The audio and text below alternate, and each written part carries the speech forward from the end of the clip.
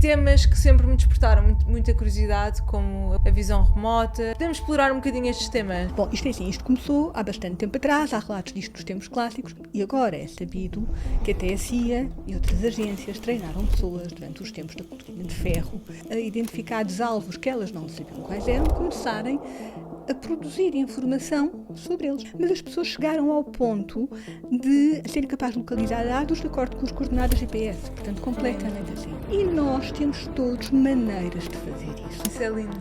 Repara, logo aqui, se tu podes aprender e treinar-te a fazer isso, vais ter um senso de ti mesma muito diferente. E depois, quer dizer, não há segredos, como dizem todos os investigadores de visão remota. Se é possível ver, se isto não tem a ver com ondas, nem com distância, nem com tempo, não há segredos. Olá a todos, sejam muito bem-vindos a mais um episódio do Somos Infinitos. O meu nome é Nur Palma e hoje tenho aqui comigo a Sandra Gonçalves. Ela é psicóloga já há mais de 30 anos e ela dedica-se a explorar a consciência, os sonhos e o mistério do ser humano. O seu trabalho une ciência, espiritualidade, natureza, o simbólico e todos os temas que mais me apaixonam. Eu acho que este episódio vai ser assim uma coisa incrível. Bem-vinda, Sandra. É muito bom ter-te aqui comigo. Já tive aqui o Vítor, ele falou muito bem de ti, disse-me que era a pessoa que tem todo o perfil para estar aqui à conversa sobre estes temas que o Somos Infinitos traz. Portanto, vamos a isso. Obrigada, Nur. O Vítor é de facto uma pessoa muito generosa e há aqui toda uma constelação de gente que tu tens trazido. Pois é, aqui, não é? Que estás a dar o Mário voz, Simões, o Mário Rezende, conheces? Também, mais o Vítor, mais a Manuela Maciel. Também. Isto é tudo malta conhecida. Mas tu vens de uma formação assim muito sólida em psicologia, não é? Trabalhaste com o professor Mário Simões em investigação, também com a Fundação Bial, mas aquilo que eu vejo em ti é que tu atravessaste uma fronteira, não é? Ou seja, foste para lá daquilo que a psicologia apresenta e trazes temas que nos transcendem a mente, transcendem o raciocínio. E temas que sempre me despertaram muita curiosidade, como habilidades paranormais, a visão remota, mind vision, consciência remota, whatever, como queiramos chamar. Todos estes temas, tudo isto são palavras-chave que despertam muito curiosidade a mim e a quem nos está a ouvir certamente. Podemos explorar um bocadinho estes temas? Fico toda contente. Vamos a isso então. Bora lá então, então, Sandra. por onde é que gostarias de começar? Então, o que é consciência remota? O que é que são habilidades paranormais? Nós temos a nossa capacidade, nós temos esta capacidade, se nós temos estes 5 sentidos que servem para sentirmos a vida, não é? E vivermos e navegarmos, mas será que conseguimos ver para além disso? Ok, pronto. Realmente assim, diz uma frase e temos aqui um mundo. É complicado, não sei onde é que vamos parar. Mas ok, mas é um bom fio para nós pegarmos. Quando nós estamos a falar de visão remota, estamos a falar da capacidade das pessoas, de algum modo, percepcionarem além do tempo e do espaço. Portanto, ficamos rapidamente sem pé, sem chão, porque não sabemos explicar isto no sentido de uma definição passo a passo, muito atomizada, muito ordenada. Nós temos a noção que estamos a lidar com alguma coisa maior do que os nossos modelos do ser humano e do mundo nos permitem abarcar num primeiro momento. No entanto, não podemos fazer o erro de rejeitar aquilo que não sabemos explicar. Não é? E isso, a coisa vem de longe. Não é? Galileu Galilei, quando convidou a Inquisição a olhar pelo telescópio, disseram que não, senhor, não fosse aquilo de destabilizá-los. E nós não podemos ter medo de ser destabilizados por coisas interessantes, porque senão não há progresso. E nós estamos numa época crítica da humanidade. Nós temos de ser destabilizados. Não é? No bom sentido. Senão mantemos neste loop repetitivo, sem que evolução. Não há respostas. Nós achamos que estamos a evoluir, achamos que a tecnologia nos está a acrescentar, mas como tu me disseste ontem, a tecnologia só está a espelhar a consciência humana que já existe, não é? Aquilo que nós já sabemos. Exato, e basta olhar, pegando nisso que estás a dizer, basta olhar para o mundo para sermos rapidamente postos no nosso lugar. Quanto à evolução que estamos a ter. Exatamente. É que nós achamos que estamos a evoluir, mas basta olhar para o mundo para perceber que não estamos. Não estamos. Portanto, estas respostas que nós temos dado são circulares, não são adequadas ao nosso momento. Se as pessoas em visão remota Podem. Bom, isto é assim, isto começou há bastante tempo atrás, há relatos disto nos tempos clássicos, mas sabemos, e agora é sabido, que até a CIA e outras agências treinaram pessoas durante os tempos da cortina de ferro e depois é assim, afinaram as pessoas que eram melhores naquilo, porque, segundo, por exemplo, o Stephen Schwartz vai dizer que há uma curva, como todas as outras habilidades, que há pessoas que são muito pouco capazes, pessoas que são muito capazes e pessoas que são excepcionalmente capazes, não é? Mas treina-se pessoas para identificados alvos que elas não sabiam quais eram, começarem a produzir informação sobre eles, nomeadamente alvos militares. Então, nos Estados Unidos olhava-se, e creio-se que na União Soviética também, de um lado para o outro da cortina de ferro, tentando perceber aquilo que a tecnologia da altura não saberia dizer ou coisas sobre as quais se tinha incerteza. Isto eram coisas muito controladas, não vale a pena nós agora irmos aqui, Claro. mas as pessoas chegaram ao ponto de serem capazes de localizar dados de acordo com as coordenadas GPS, portanto, completamente assim. E nós temos todos maneiras de fazer isso. E isto é muito importante. Isso é lindo. Isto é muito importante porque, repara, logo aqui, se tu podes aprender e treinar-te a fazer isso, vais ter um senso de ti mesma muito diferente. Mas também vais começar a reestruturar o que é o ser humano de outra maneira. E o que é este sistema em que vivemos, não é? Exatamente. E o que é que tecnologia efetivamente tem para dar, ou como é que tu queres conduzi-la. E depois, Porque não está a ser bem conduzida, não é? não está a ser nada bem conduzida, na minha opinião. E depois, quer dizer, não há segredos, como dizem todos os investigadores da visão remota. Se é possível ver, se isto não tem a ver com ondas, nem com distância, nem com tempo, não há segredos. Então, este paradigma que nós estamos a viver, basta, ainda só falámos de um tipo de capacidade e já está a cair pelo chão. Quando nós continuarmos, isto é a desmontagem. É mesmo, a desmontagem de tudo. De tudo. Incrível. Então, como tu estavas a dizer, todos nós temos essa capacidade de intuir, de sentir, para lá da visão, para lá do cheiro, para lá de todos os nossos sentidos, nós temos essa capacidade, não é? E então isso significa que o cérebro é um mero canal que filtra, então, apenas o mínimo, não é? Pois, o mínimo funcional. O mínimo não é? funcional. Para nós funcionarmos aqui enquanto animaizinhos nesta dimensão, com tudo isto. Mas mesmo assim, nós se calhar podemos ter acesso a mais. Aliás, quer dizer, a ideia de que o cérebro é um filtro, não é? É uma ideia, assim, muito interessante. Por outro lado, nós talvez não filtremos aquilo que pensamos que filtramos. Pois não. Porque há investigação que nos diz que nós temos uma investigação muito gira do Dean Radin, do Institute of Noetic Sciences, é sobre o pressentimento. E há todo um paradigma sobre a ideia do pressentimento. Então, nós todos que estamos aqui, provavelmente estamos aqui organizados hoje, de acordo com uma série de pressentimentos inconscientes que nos levaram a tomar decisões. E o corpo sabe as coisas, às vezes, antes da mente as registar. Não é? E parte das técnicas de visão remota passam por auscultação dos sinais do corpo. Lindo! Incrível! Então quer dizer que, muito provavelmente, o nosso destino já está traçado, porque o tempo não existe, não é? Portanto, nós já sabemos, ou seja, já existe um destino e nós só estamos aqui a relembrar quem somos e a viver esta experiência de forma mais consciente possível, talvez? Pode ser. Eu aí perco o pé. Também penso às vezes que nós podemos estar a recriar um todo de passado e futuro à medida que vamos afinando a consciência. Recriar. Faz sentido. Criativo. Mas que há uma interação recíproca.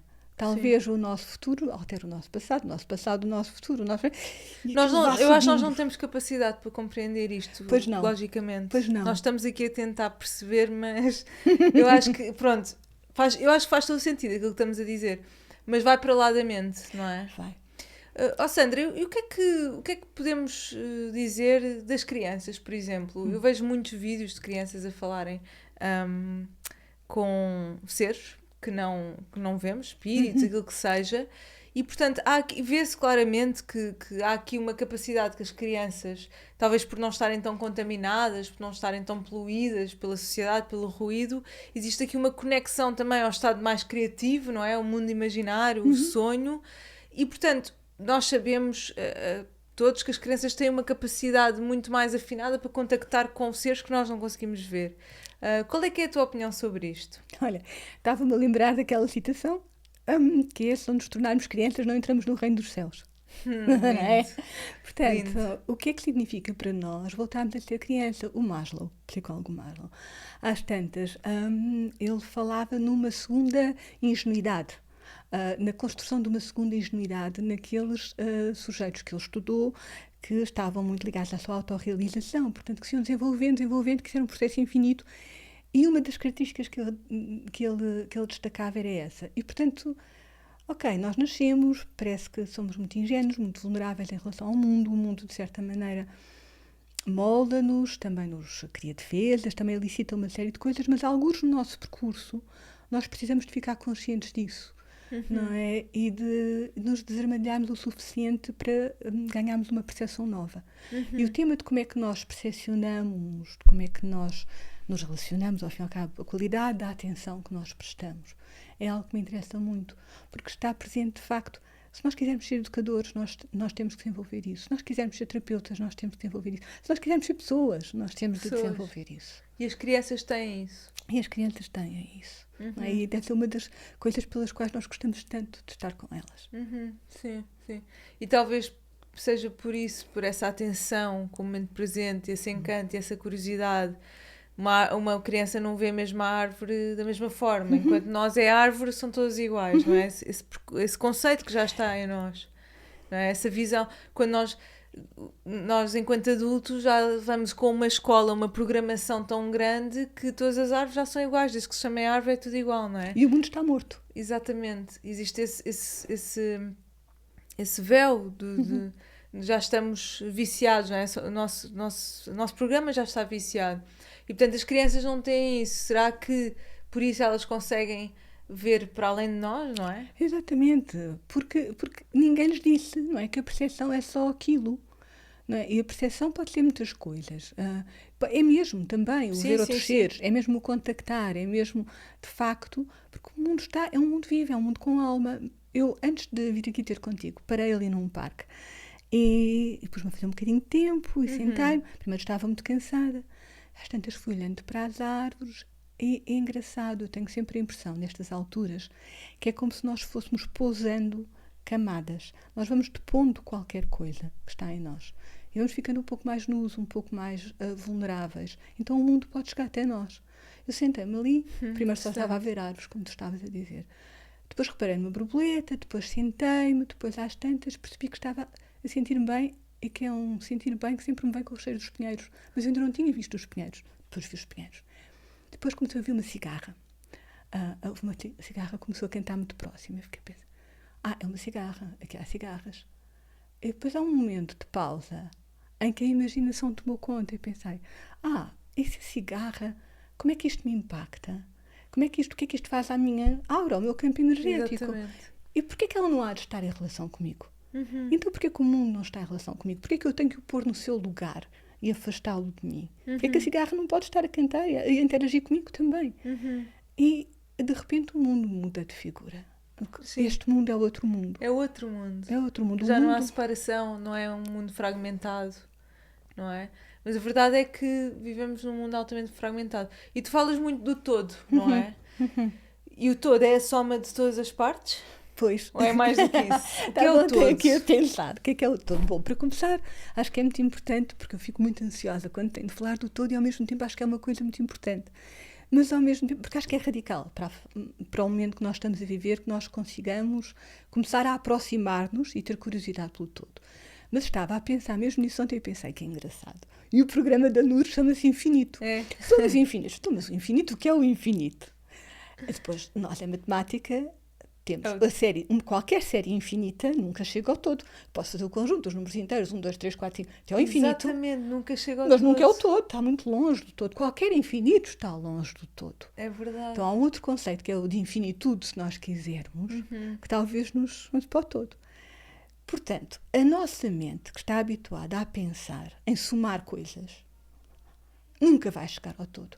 E isto mexe comigo, porquê? Porque nós falamos na necessidade de uma ciência holística. E o que raio é holístico. E há em mim essa resistência. E depois as pessoas dizem-me assim, holístico é a soma dos níveis físico, energético, mental, emocional, biopsico, não sei, espiritual. E isto é o todo. Falta muito. Falta tudo. É. Então, podemos talvez tirar uma abordagem ao contrário, que é uma simplificação, mas que eu gosto mais, que é assim, o todo é aquilo a que não se retirou nada.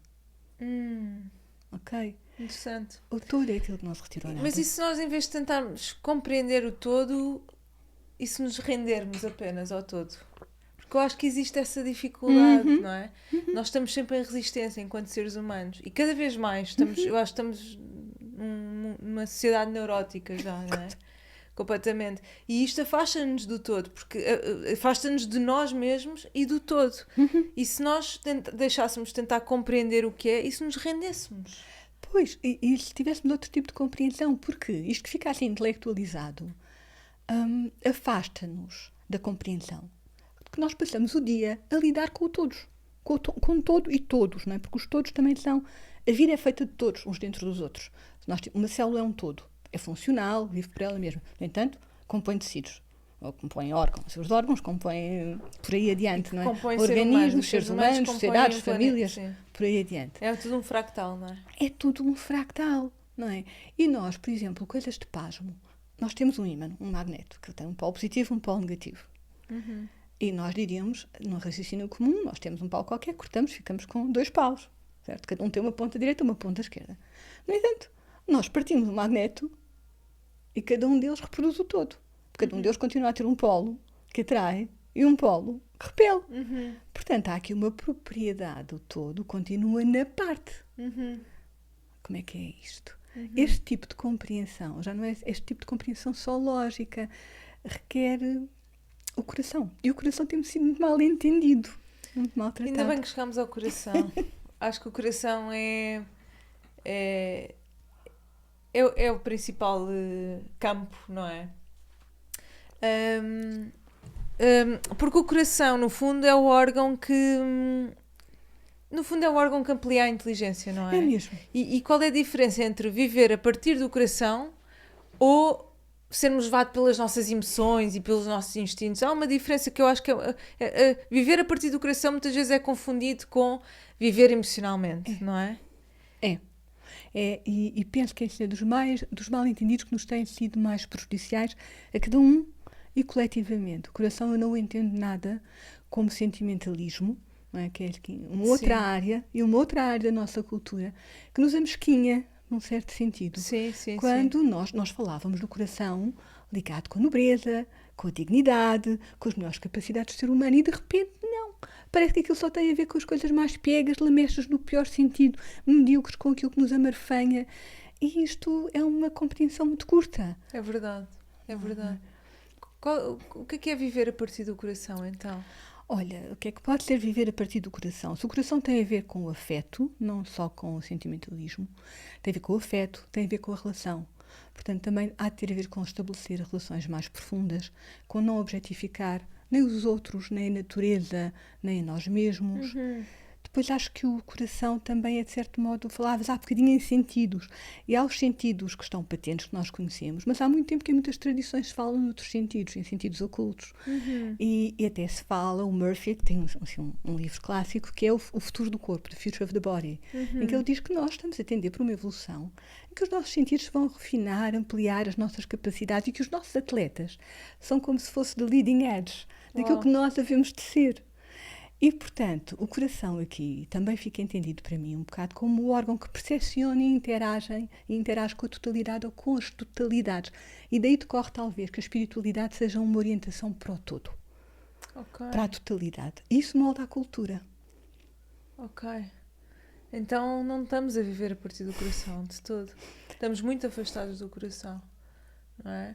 E viver a partir do coração, se calhar, é viver com maior presença, com mais ligados, ou seja, coração é intuição também, não é? Toda essa percepção que tu falas, ou seja, a percepção, a visão remota, a consciência, tudo isso vem através do coração.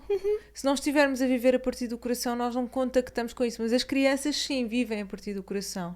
E talvez seja por isso que elas estão muito mais ligadas ao paranormal, não é? Exatamente. Àquilo que transcende. E nas telepathy tapes, tu estavas a falar Sim. em outras coisas, vemos crianças a ter desempenhos que nós não conhecíamos na psicologia, com acertos, por exemplo, autistas, não é? Crianças com diagnóstico de autismo e que quase não conseguem comunicar. Em relação ao cuidador principal, muitas vezes à mãe, nós vemos, como estavas a dizer há pouco, como não estava a dizer, nós vemos a ter acertos quase 100%. No que é que Incrível, a mãe, não é? onde é que está a ver coisas de alucinar. Queres trazer um almoço? Sim, pode ser. Queres trazer um exemplo concreto? É porque eu estava-me a lembrar de uma criança que acertou, que tinha a ver com a alimentação. Não sei se tu viste esse episódio. Ai, eu não sei se vi, mas eu vi vários do género, os números tal e qual, as cores tal e quais, as coisas assim, as palavras que nunca tinham lido. Vi depois também miúdos a ler coisas de dicionários vendados. Sim, incrível. E treinos associando, é engraçado, a capacidade de ver ao coração. Pois, então talvez a nossa visão não seja igual à visão da máquina. Também. Exatamente. Nós não sabemos nada. Nós comportamos-nos como se soubéssemos que o ser humano é. Nós não sabemos nada. Não sabemos nada. E ainda bem, porque senão tudo se torna muito mais interessante quando não sabemos.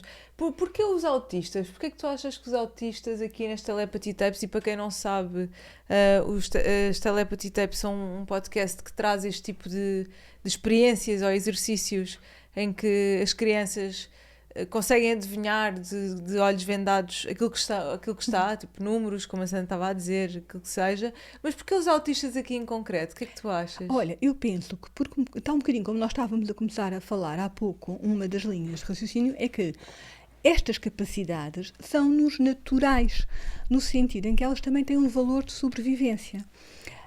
E, portanto, elas estão presentes em nós, mas são partilhadas com outros, não só com outros seres humanos, mas com outros seres vivos, com os mamíferos, com outras...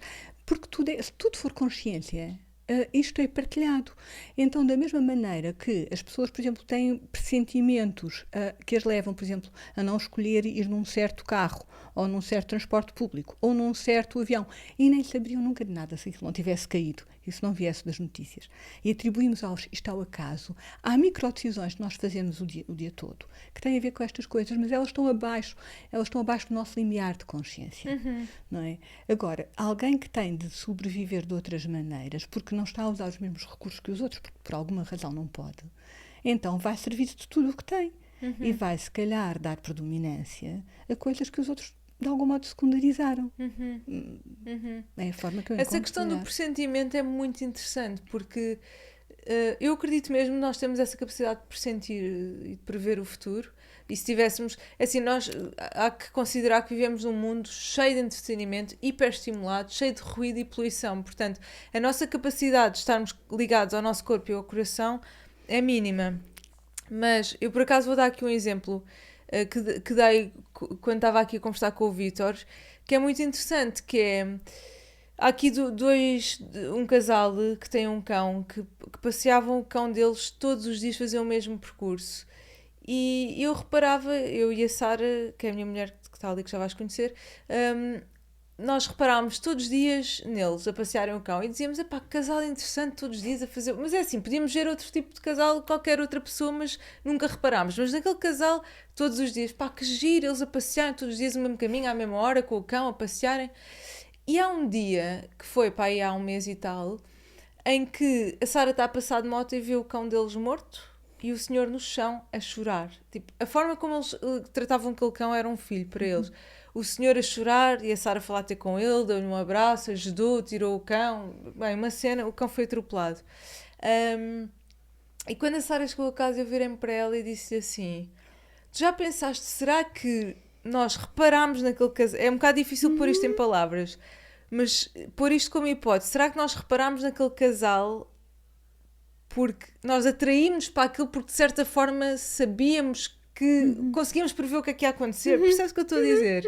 Ou seja, eu na minha vida já tive muitas situações em que consegui prever ou sentir qualquer coisa, tipo da minha mãe estar doente, de estar com uma septicemia e ir para o hospital, e eu tipo, eu tenho que ligar à minha mãe e estar a dizer à minha avó a dizer, mas a tua mãe está a viajar, não, eu tenho que lhe ligar, alguma coisa não está bem. Este tipo de coisas acontece, e acho que todos nós já experienciámos algo desta forma, não é?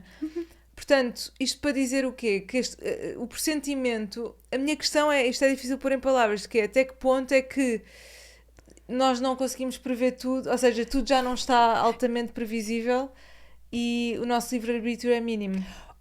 Olha, eu do livre-arbítrio é das coisas que eu tenho mais dificuldade em pensar agora. Em pensar, porque acho que tenho muitas ratoeiras, dou em mim com muitas ratoeiras, com muita incerteza, com muitas maneiras de poder olhar diferentes. Agora, a ideia de que nós temos disponível uma quantidade de informação brutal e que precisamos de aprender a aceder e que ela impacta as nossas vidas, mas o está a fazer de forma inconsciente, disso eu não duvido. E mais, penso que a maneira como a tecnologia nos pode servir, uma tecnologia que nos construa como seres humanos e que não nos castre, é uma tecnologia que nos auxilia e que nos dá feedback. E um exemplo extraordinário disto é uma fulana que foi também entrevistada agora nos programas da Bial, é uma Julia Mossbridge.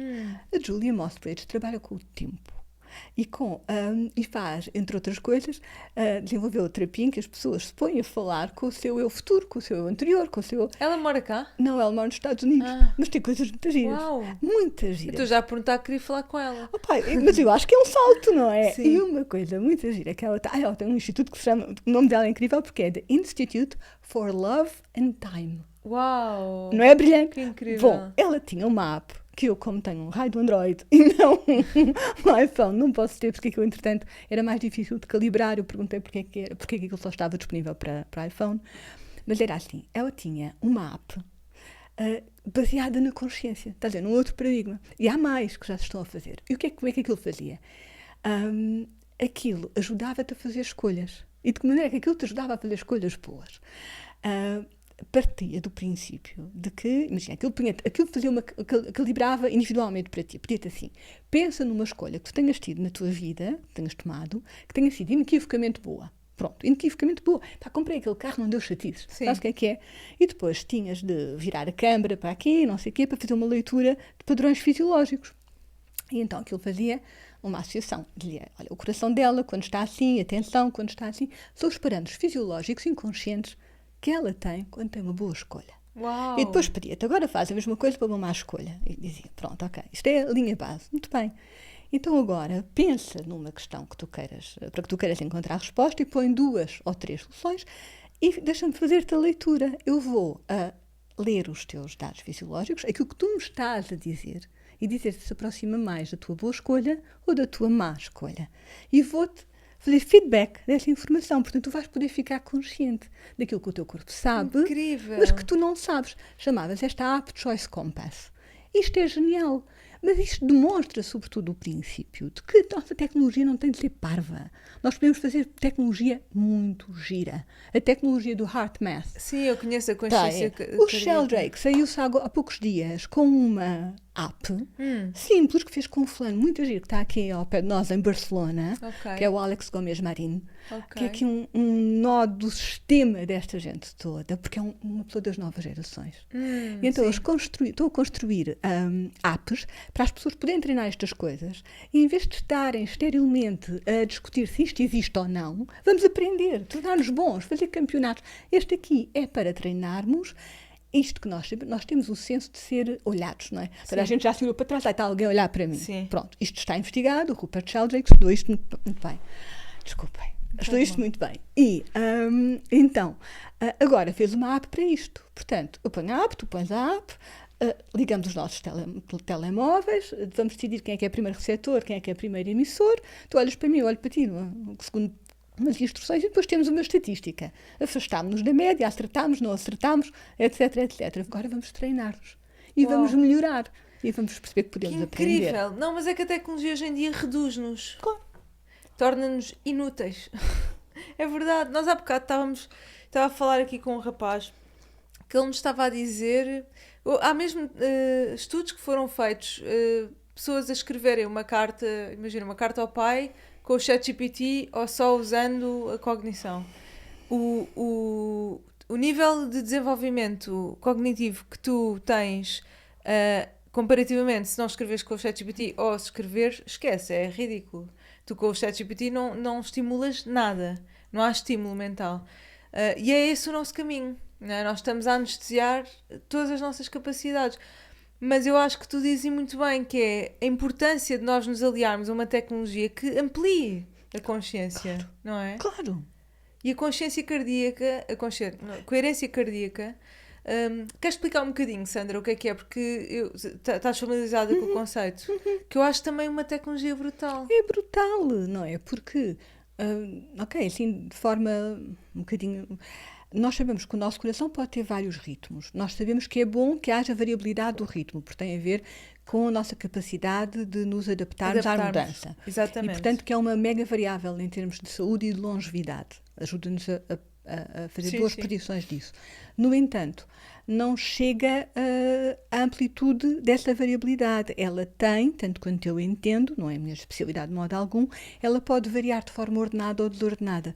E quando ela tem harmonia, coerência interna, e depois coerência também com outros ritmos, quando começamos a ter o ritmo cardíaco, em coerência com a respiração, em coerência com o campo magnético, em coerência com uma série de coisas. É tudo em coerência, não é? Estamos a falar de todos quando estamos a falar de coerência, porque isto ressoa, depois somos nós e a Terra, não só. Quando nós estamos a meditar em conjunto, de certa maneira, nós podemos intencionalmente fazer como que uma coordenação entre nós e com a Terra. E nós passamos o dia no campo da Terra e a partilhar a um certo nível a mesma informação. Exatamente. Isto é muito poderoso, porque o pensamento qualificado não é a mesma coisa que o pensamento aleatório.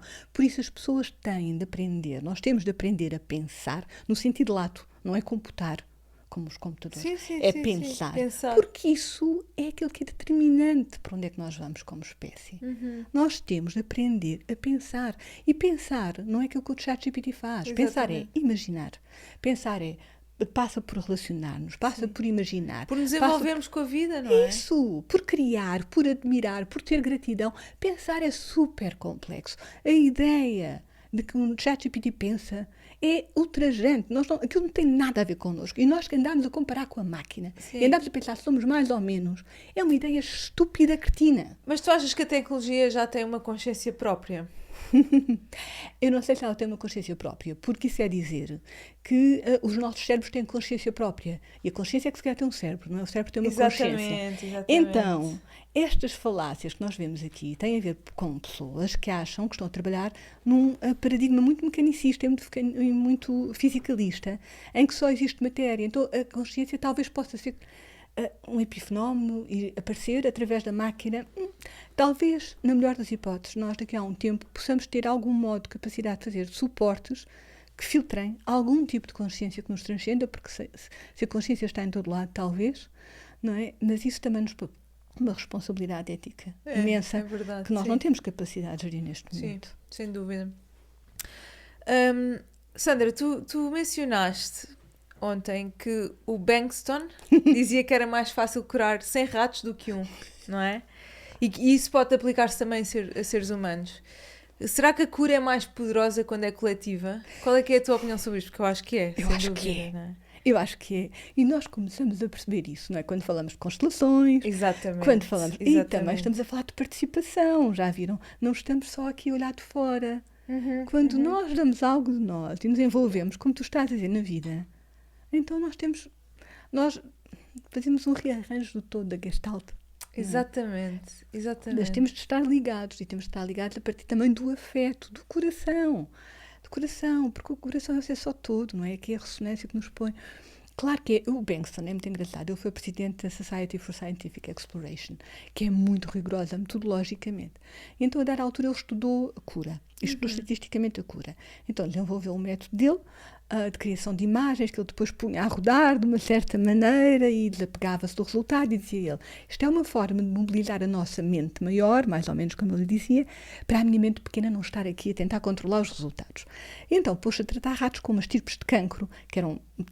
Os ratos eram também conhecidos muito bem geneticamente, aquela estirpe de cancro também, portanto sabia-se o que era esperado que acontecesse ao fim de uns X dias, qual era a longevidade dos ratos, como é que eles iam morrer, etc, etc.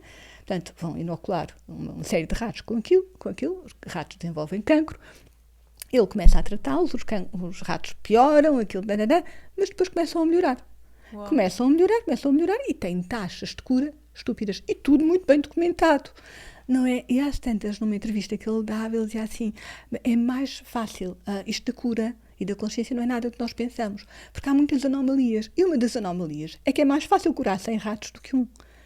E eu fiquei a olhar para aquilo, que é engraçado, não é? Quando nós tentamos separar as coisas e os seres, temos de fazer um esforço muito maior, porque parece que há uma outra inteligência do todo que não está disponível.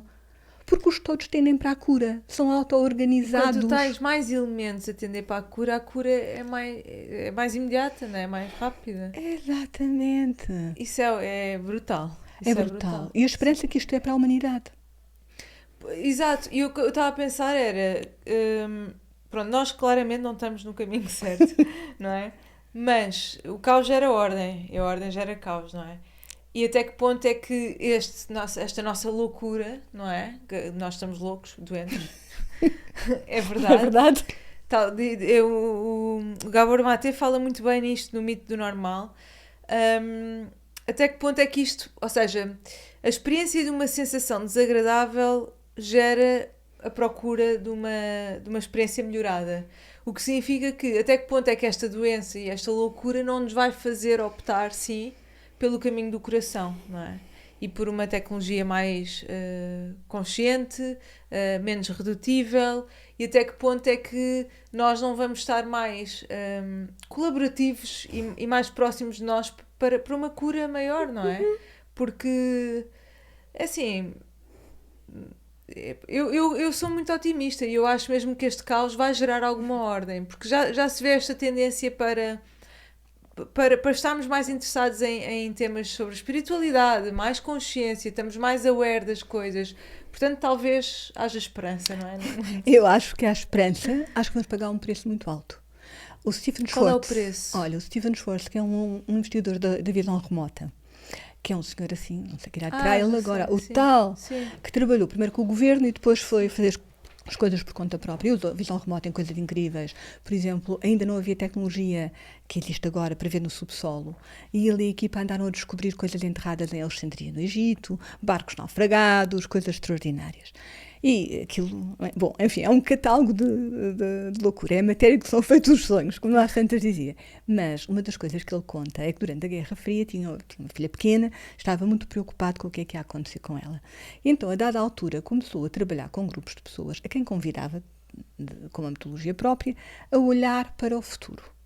Eu dizia assim, agora estamos no ano, sei lá, de 2000, bom, no caso, de 1985, pessoa um bocadinho num transe, olhem à sua volta, percepcionem o que está à vossa volta, o que é que percepcionam, o que é que vos vem à mente, etc. Se têm um corpo físico, percepcionem através dele, se não tiverem, ou seja, se já estiverem andado o seio de alguém, e o que é que vem? E depois começa a fazer análise de conteúdo destes grandes números.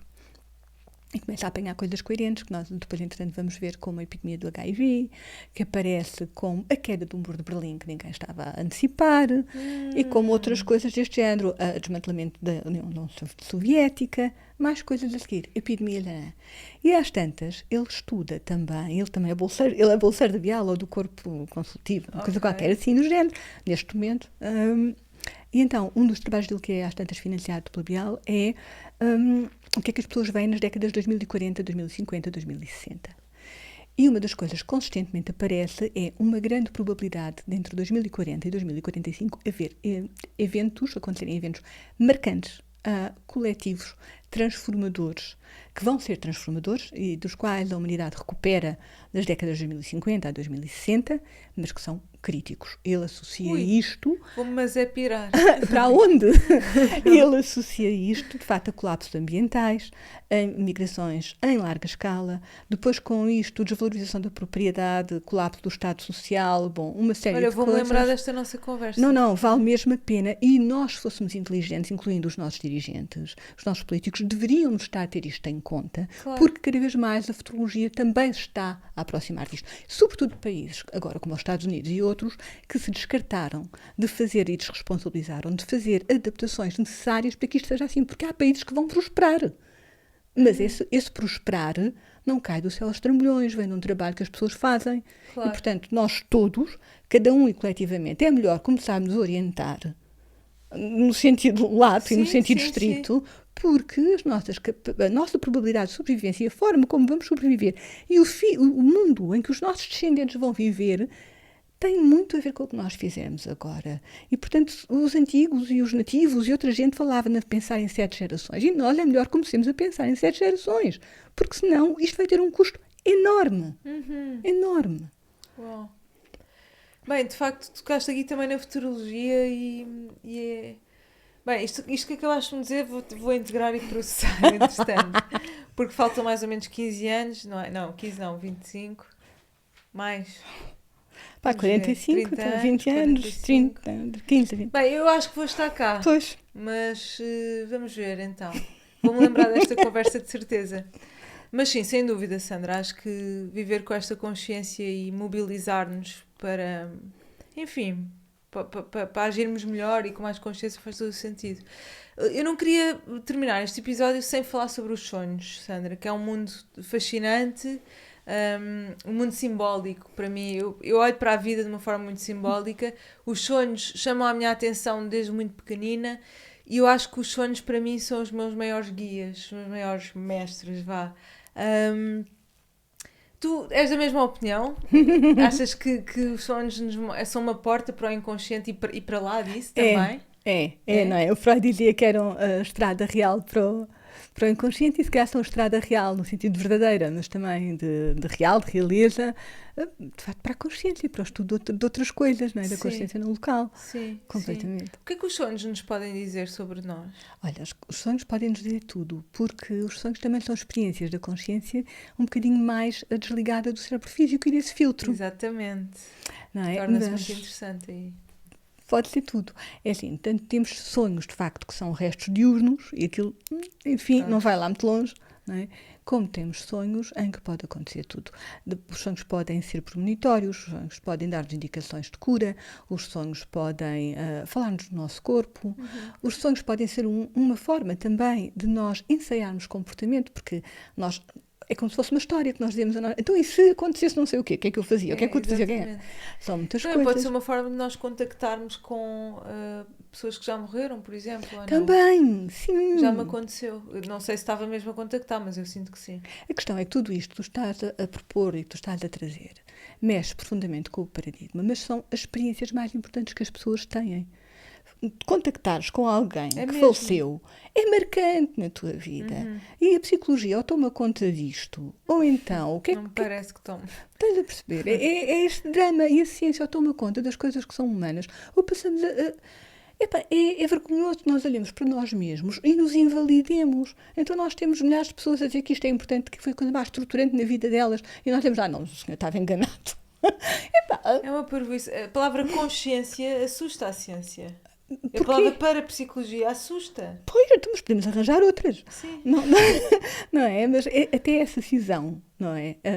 Da ciência da espiritualidade, porquê? Quer dizer, parece que isto tem a ver com um concílio que aconteceu lá atrás, em que às tantas fez uma partição de águas, não é? Mas isto não tem sentido, porque a ciência é, de facto, ótima, enquanto método. Enquanto método. Agora, não, vamos lá ver. Sim. Não é? E os sonhos, de facto, quer dizer, são isso tudo. Ainda bem que tu tens vivido os sonhos dessa maneira, porque mantens viva em ti, não é? Essa frescura e essa curiosidade. Incrível. Eu adoro ter um sonho que vai para além dos restos diurnos. Adoro, por exemplo, meu pai faleceu e eu já tive um sonho com ele, em que falei com ele e ele estava assim com uma aparência muito nova, ele tinha 30 anos, estava bem, feliz. Eu sei que aquilo vinha de uma cena tipo celestial, sabes? Eu sei distinguir entre um sonho normal ou um sonho cósmico, sabes? E portanto, e é lindo, porque eu sinto que estive com ele. E estiveste. E estive. Não é? Lindo. Porquê é que não devemos dizer que não? Nós estivemos. Nós temos não somos normais. Nós estamos neste sentido. Nós não somos tapados. Nós temos todos sentido crítico. Exatamente. Não é? E, portanto, não somos tão crédulos. Nós pomos esse poder fora de nós. Ou seja, nós achamos que o outro sabe mais sobre nós do que nós mesmos, não é? E nós colocamos esse poder. Portanto, quando nós pensamos, sentimos e vivemos as coisas, pomos sempre, será que? Só porque a ciência... Enfim... Mas é uma ciência muito curta, não é? Sim. Nós olhamos para a Scientific and Medical Network, que tem agora um grupo de trabalho há uns anos, que fez precisamente um relatório que é de uma comissão que é The Galileo Commission Report, que é mesmo assim, vamos olhar para estas anomalias e vamos perceber que se nós gostamos de ciência, temos de honrar isso. E, portanto, vamos fazer uma ciência que dê conta daquilo que de facto se passa e que não seja auto-amputada. E, portanto, vamos daí para diante e vamos falar disto tudo que tu estás a falar. E das experiências próximas da morte e da comunicação com os outros. Então, é fundamental nós estudamos a morte. Então, nós não sabemos quem somos nem o que é que acontece aos outros. Então, quer dizer, as perguntas fundamentais da humanidade, nós ignoramos-las. Mas o que é isto a troco do quê? Mas porquê? Precisamente. Porquê? Fica a questão. Tu achas que os sonhos podem ser realidades paralelas? Olha, pois, acho Já que pensaste são sobre isso? muitas coisas, acho que são. Sim. Acho que são. Eu não estou certa sequer que nós vivemos só aqui, não é? Exato. Onde é que sim. nós vivemos? Quem somos nós? A consciência, o que é? E se a consciência não é dividida logo ali, a coisa Exatamente. é muito bizarra, não é? Mas quando falamos em realidades... Eu tive muitos anos com dificuldade em entender isto. O meu irmão dizia muitas vezes, Nuno, mas existem várias dimensões e tu agora estás aqui, mas também estás noutro sítio e também estás noutro sítio porque o tempo e o espaço não existem, e começava com essa conversa. E eu o quê? Não percebo bem. Como é que nós podemos explicar de uma forma clara às pessoas sobre este tema das realidades paralelas e sobre o facto de não existe passado nem futuro, existe presente, existe um todo? Porque eu agora consigo compreender isso, mas compreendo dentro de mim. Dentro de ti, pois, olha, não sei se é uma boa, mas uma maneira de dizer é assim: passam-se muitas coisas connosco neste momento, das quais nós não estamos conscientes. Nós não temos consciência do que as nossas células estão a fazer, mas elas estão a trabalhar. Então, eu existo a um nível celular, Exatamente. ok? Há uma consciência celular que está abaixo do limiar da minha consciência, em que eu estou agora a prestar atenção, mas que existe. O meu corpo sabe respirar, o coração funciona, naquela. Eu estou provavelmente mais atenta ao ambiente do que aquilo que reconheço para estar aqui a falar contigo. Sim. Há mais informação. Então, de certo modo, eu existo em todos esses não sei sequer são dimensões, mas de Sim. todas essas maneiras, não é? Eu existo de todas essas maneiras. Então, se calhar, nem é eu estou aqui, eu estou lá, se calhar nem é nós estamos aqui e estamos do outro lado. O nosso estar é capaz de ser composto, é capaz... Se nós formos hologramas, olha, o nosso Fernando Pessoa tinha um poema a dada altura que dizia uma coisa que eu achei muito bonita, que era assim, para seres não sei o que, ser inteiro... Sim, para seres grande, ser Ser inteiro. A lua inteira brilha em cada charco. É uma coisa assim. Repara, ok. a lua inteira brilha em cada charco. Isto é um paradigma dualismo. Alguma coisa está presente em todos. Tu vês as estrelas, elas estão inteiras em ti. Sim. Eu vejo as estrelas, elas estão inteiras em mim. Onde é que estão as estrelas? Em todo Exatamente. lado. Não são divisíveis. As coisas importantes não são divisíveis. Talvez a consciência também não seja divisível. Os hologramas são uma tecnologia que nós já temos, não é? Em que cada bocadinho que fica registado numa chapa, cada bocadinho, se nós partirmos, se for uma fotografia, nós partimos, fica a cabeça da Nur de um lado, o braço do outro. Num holograma da Nur, qualquer bocadinho incidido pela luz certa, faz aparecer a luz inteira. A Nur inteira. O todo nunca deixou de estar presente. Ele está implícito Lindo. na vida. Está implícito. E nós, quando estamos a ler um texto é um todo. O todo e as partes coexistem. Porque o sentido do texto é mais do que a soma das palavras. E as palavras só fazem sentido porque o todo existe. Então há uma interação entre as partes e os todos que se sustentam reciprocamente. Exatamente. Isto é um desafio para a nossa mente, mas a nossa mente precisa de ser educada. E esta compreensão é uma compreensão pelo coração, mas é pelo coração elevado. O coração tem de ser trabalhado. É aquilo que me Olha, parece. ótima explicação. Foste muito clara e acho que essa frase de Fernando Pessoa também clarificou muita coisa. E as estrelas também. Sandra, e acreditas na vida depois da morte? Acredito. Podemos pôr, e há mais do que uma maneira de olhar, e sim, nós podemos ter cientificamente mais uma maneira de olhar para as coisas, e nem tenho a certeza que todas as pessoas têm os mesmos tipos de experiências, não é? Porque não estou certa, por exemplo, tudo aquilo que nós temos como memórias de vidas passadas, há outras hipóteses explicativas muito giras e que não são incompatíveis, como a ressonância arquetípica, como outras coisas do género. Mas eu acho que sim. Eu acho que sim, que a consciência, de facto, há muito mais a indicar-me isso do que a indicar-me. Qual é que é a tua opinião sobre a existência humana, no sentido em que será que vimos de vidas passadas, chegamos a esta vida com consciência ou com alguma bagagem de uma vida passada que nos faz, de certa forma, navegar nesta vida de outra forma, com algum know-how sobre alguma coisa, com menos know-how sobre outras, percebes? Sim, eu acho que aquilo que tu estás a dizer é uma das chaves, quer dizer, o que é que nós já trazemos connosco, porque não tem que ser memórias. Aquilo que tu fazes bem é aquilo que tu já sabes. Exatamente. Não é? Aquilo que tu não gostas, aquilo que te atrai, aquilo que te repele, o estilo de roupa que tu usas. Não existe outra coisa senão memória de vidas passadas. Nós estamos completamente cheios de memória. Exatamente. E olhamos para aquilo como se fosse uma coisa. Eu tenho que me lembrar discursivamente. Não, nós somos No a fundo, memória é só viva. retirar o ruído e nós já temos tudo aqui dentro, não é? Nós somos a memória viva. Eu no outro dia estava a falar com alguém que me estava a dizer eu não me preparei nada para aquilo. E eu pensei...